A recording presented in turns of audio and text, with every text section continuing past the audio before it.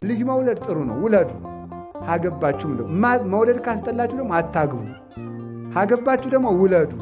ትዳር መጫወቻ አይደለም፣ ወይም ኮስት ሼሪንግ አይደለም አይደል? ወይም ደግሞ አክሲዮን አይደለም፣ የህብረት ሥራ ማህበርም አይደለም አይደለም። ምንድነው? ድህነት ነው፣ መዳኛ ቦታ ነው፣ የሚዳንበት ልጅ የሚተካበት ነው። እና ልጆቻችሁ ወልድ ጠቢብ ያስተፌስህ አባሁ ይላል ሰሎሞን። ጠቢብ ልጅ አባቱን ደስ ያሰኘዋል፣ ያስምረዋል ማለት ነው። ጸልዮ ያስምረዋል።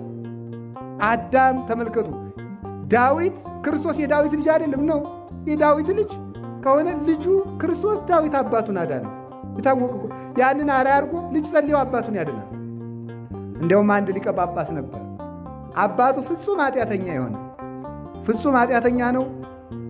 እግዚአብሔር ብሎለት ልጁ ጳጳስ ሆነ። ጳጳስ መሆኑ ብቻ ሳይሆን ደግ ጳጳስ ማለት ነው። ቅዱስ ጳጳስ ነበረ። አባቴን ማርልኝ እያለ ሰውነቱን ባህር ጥሎ ይጸልይ ነበር። አባቴን ማርልኝ፣ አባቴን ማርልኝ። ቢሰርቅም እኔን ለማሳደግ ነው፣ ቢቀማም እኔን ለማሳደግ ነው። አባቴን ይቅር በልልኝ እያለ ያለቅስ ነበረ። ኋላ መንፈቅ አልቅሶ አባቱ ከሲኦል ከአንገቱ በላይ ብቅ ብሏል። ተገልጦ ምን አለው መስላችሁ? ልጄ ልፋትህ ጠቅመኛለችና አታቋርጥብኛል። ልፋትህ ጠቅሞኛል።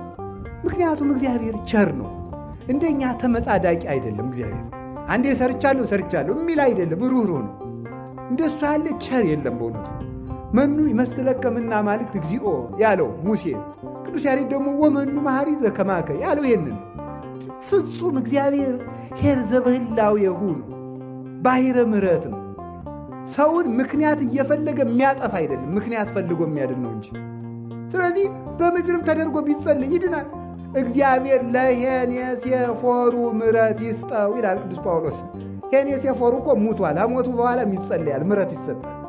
ለሞተ ሰው ይጸለያል።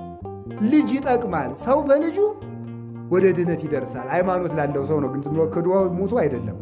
ሃይማኖት ያለው ሰው ከሞተ እንዲህ አይላል። እና ልጆቻችሁን ጥሩ አድርጋችሁ አሳድጓቸው።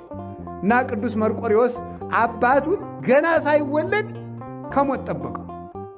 ያዕቆብ በወንድሙ በኤሳው ያልተገደለ ቆይቶ ዘር ተክቶ ክርስቶስን እንዲወልድ ነው። ዳዊትን ጎልያድ ያልገደለው የክርስቶስ አባት ስለሆነ ዘር ሳይተካ እንዳይሞት ነው።